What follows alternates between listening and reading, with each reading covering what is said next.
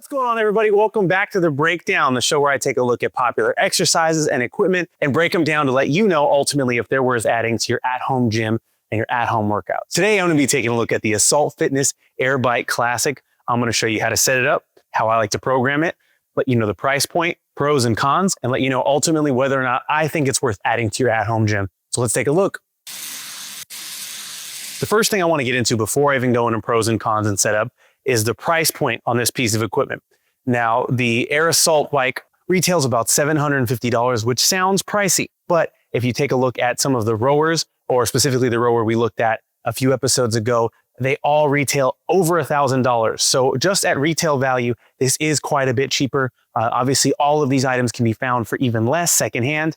But if you want to buy something firsthand and ensure the quality, this does retail the lowest, and by proxy, will resell for the lowest as well. The pros I want to get into first and foremost are that one, this piece of equipment is super durable, heavy duty without being heavy. It's not cumbersome. It's not hard to move around. It's easy to operate. And I find it does do a great job of providing a killer cardio workout. Because of the way the handles are set up, you can pedal the bike with arms and legs at once or with hands and feet independently, which allows for a lot of variety in your upper body and lower body conditioning. This allows for a lot of variety in how you use it, which is perfect for somebody who maybe has a lower body injury or a back injury and they can't really get on the road or do any high impact lower body stuff.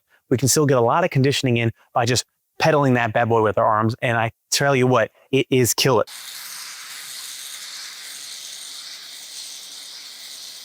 Another one of the pros of this machine is that it is super easy to set up and use. The height of the seat and distance from the seat and all of the armatures adjust very easily.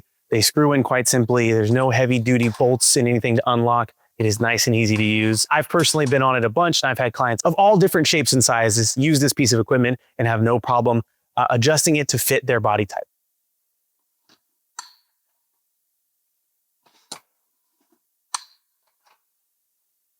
That does, however, bring me over to the biggest con, and kind of the only one I have, is the seat is killer.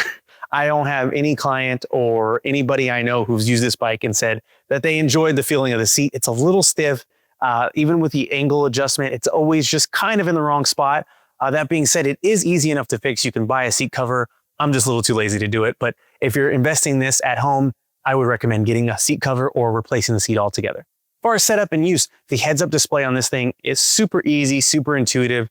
There's no guesswork. You hit the buttons, they tell you what field you're trying to adjust. You can adjust time, intensity, set up your workout, change your duration, change your readout units from metric to imperial. It's all super easy. There's no friction in this interface, and it is super easy to adjust on the fly during workouts, and especially between sets, it's really easy.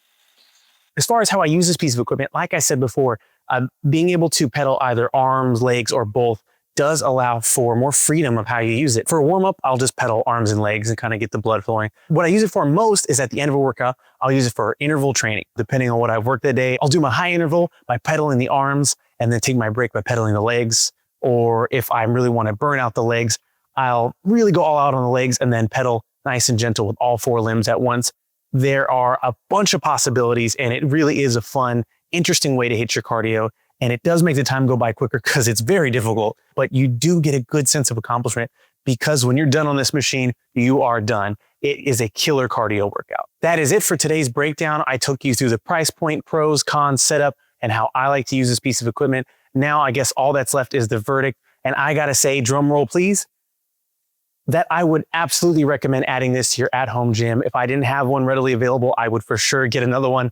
Like I said, it is so versatile. It is fun to use, and barring a little seat adjustment, it is comfortable and provides a fun, exciting, difficult, killer cardio workout that I recommend for anybody at home who has the means or the access to it.